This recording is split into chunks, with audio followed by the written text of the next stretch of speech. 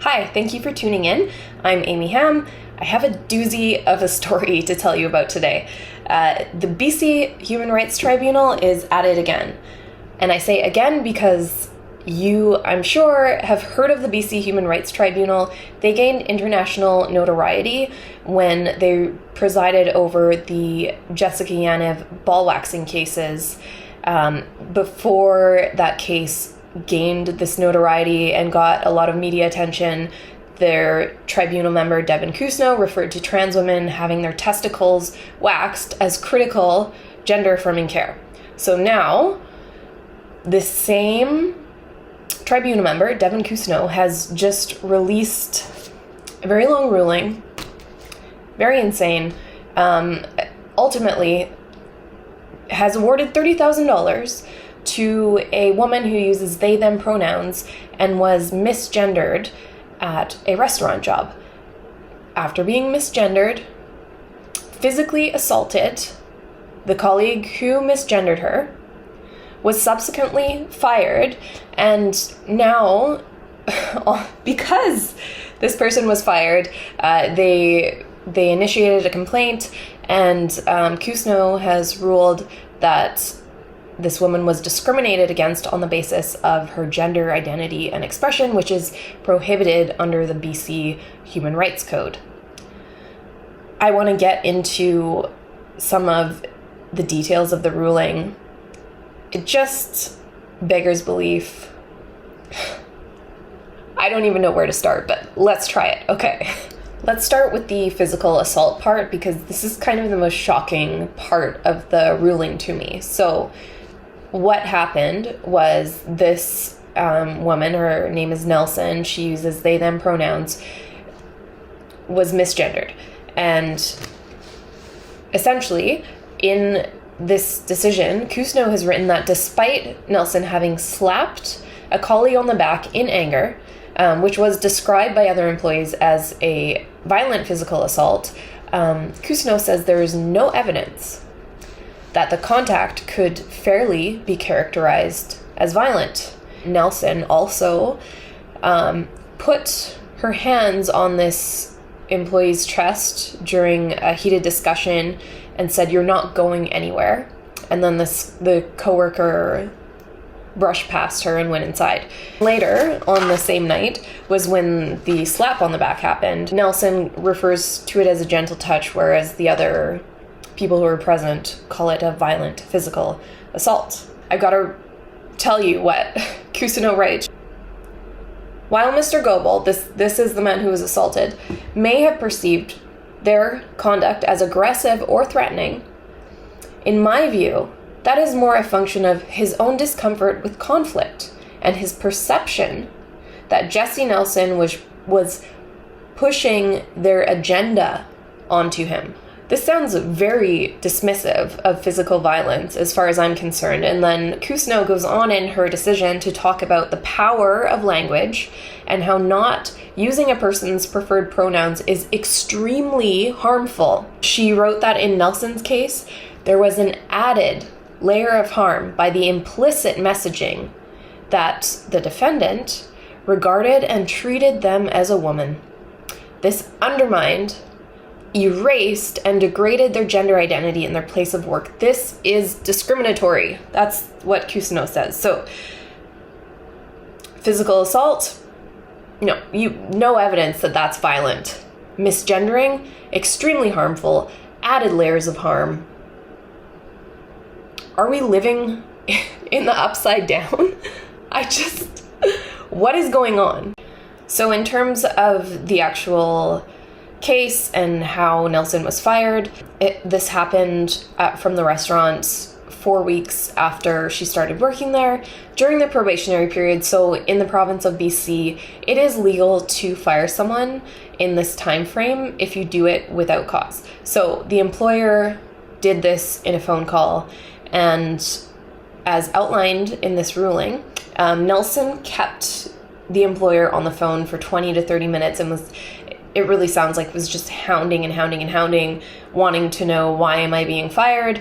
And even though the employer, it sounds like, had said several times it's without cause, he was probably goaded into giving another reason, and then ended up making comments about Nelson coming off too strong and being militant, which sounds pretty accurate. But anyways, this gave Nelson the legal basis for filing this Human Rights Tribunal claim, because, you know, it was no longer without cause. The employer actually gave her a reason.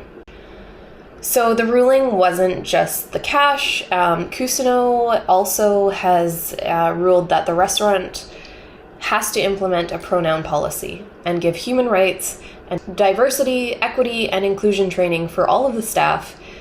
She encouraged the restaurant to update all of their existing policies with non-binary, gender-neutral language. They don't have to do it. Honestly, I hope they don't. Something else that I noticed when I was reading through this dumpster fire of a ruling, kind of buried inside in one sentence, Cousineau wrote that, quote, she has a hard time imagining that the restaurant would have responded in the same way to other serious complaints of discrimination. I found that kind of funny, kind of telling, and I agree. I don't think they would have taken a serious complaint of discrimination lightly. But I don't think misgendering someone, not referring to someone as they, them, it's just not a serious form of discrimination. And I don't know, call me crazy, but I think Cousineau saying this, I think she has some kind of subconscious awareness of the fact that this is not serious discrimination we're talking about. Why in these 41 pages of absolutely excoriating all of the defendants, this is sort of a backhanded compliment to throw in there. Like, oh, I actually believe that they would handle other types of serious discrimination very well. Interesting. And I want to make it clear, I have sympathy for people who suffer from gender dysphoria. I feel bad for women who want to identify themselves out of womanhood. I think that there are so many reasons that women may want to do that. I don't know Nelson. I don't know what her reasons are.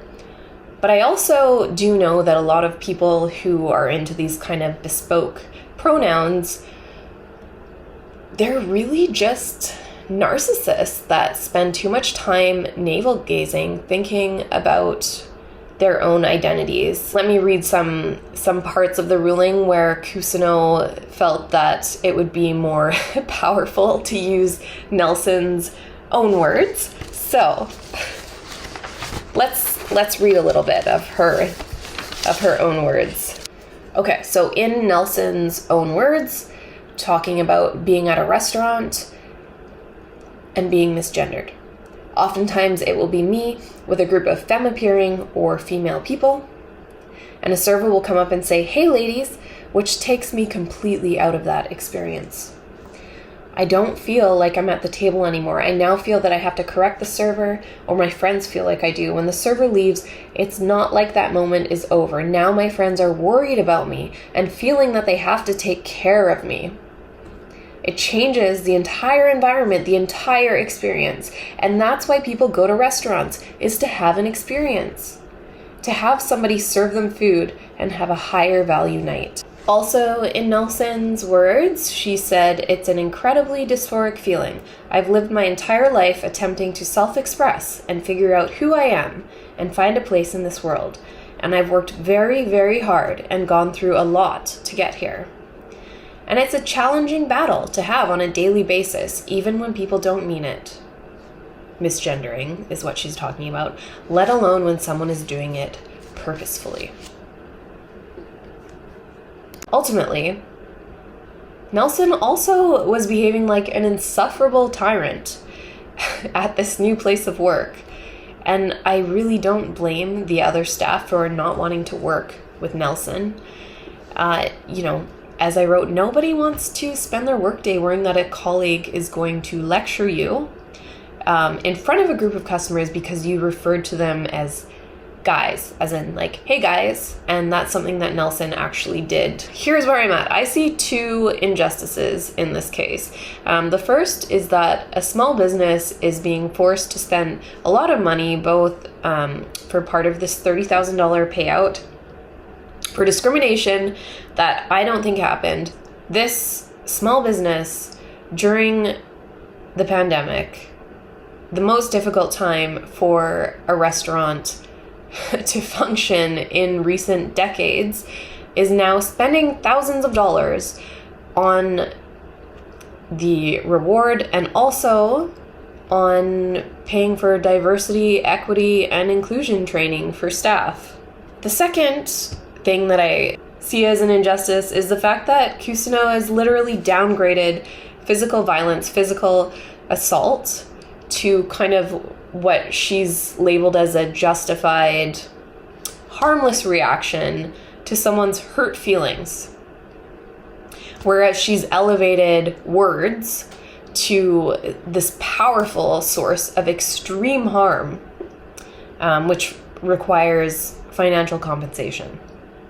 I think it's ridiculous. The BC Human Rights Tribunal is a farce. It's an international embarrassment. Shame on the BC Human Rights Tribunal. I'm going to end there. I would love to hear your thoughts in the comments on human rights tribunals. Do you think we should have them at all? Are they in general helpful? Are they harmful? All right. Thank you for tuning in. It's been swell. Bye.